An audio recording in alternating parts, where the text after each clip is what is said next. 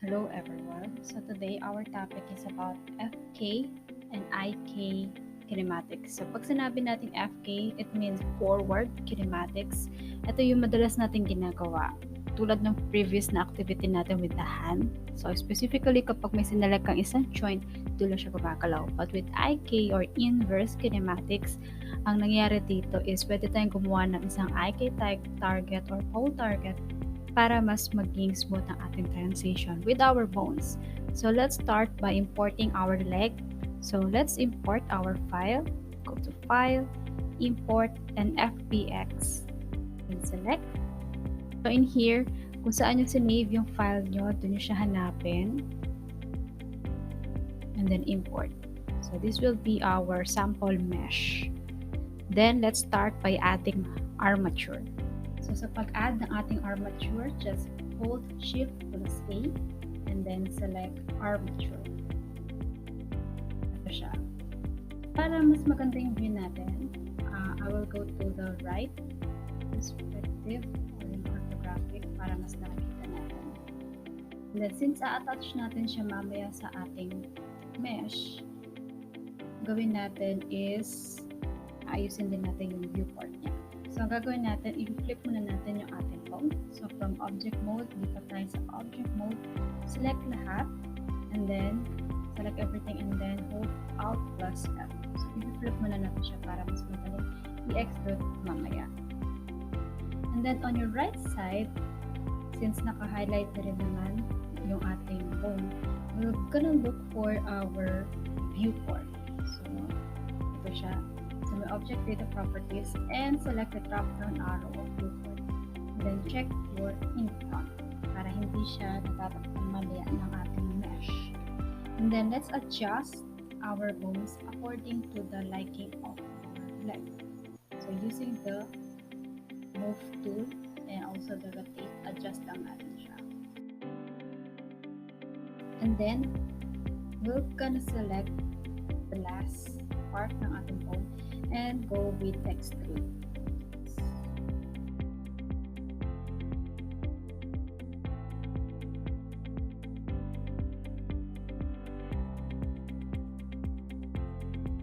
So, on our right orthographic, medyo okay siya. Pero pag rotate natin siya sa perspective, ito, nahihiwalay siya. So, pwede natin siyang i-move sa ating leg. So, ang gawin na lang natin is move natin yung ating mesh.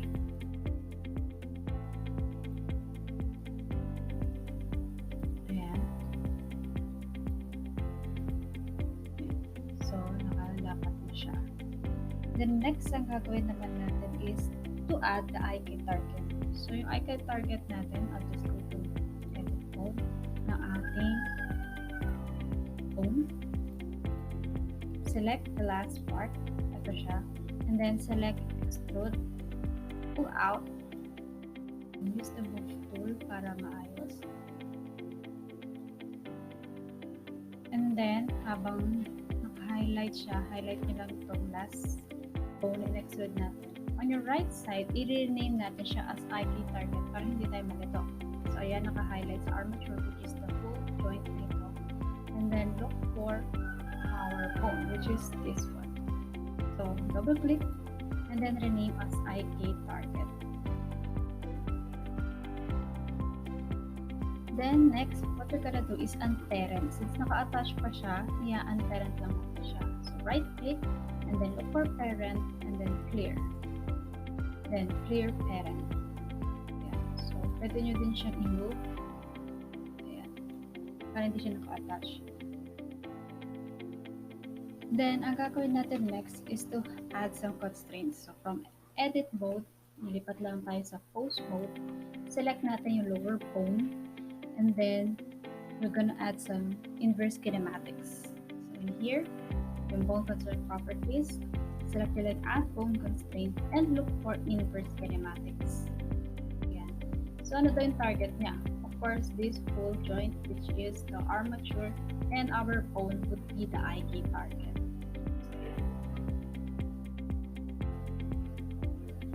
Then, we're going back to the edit mode.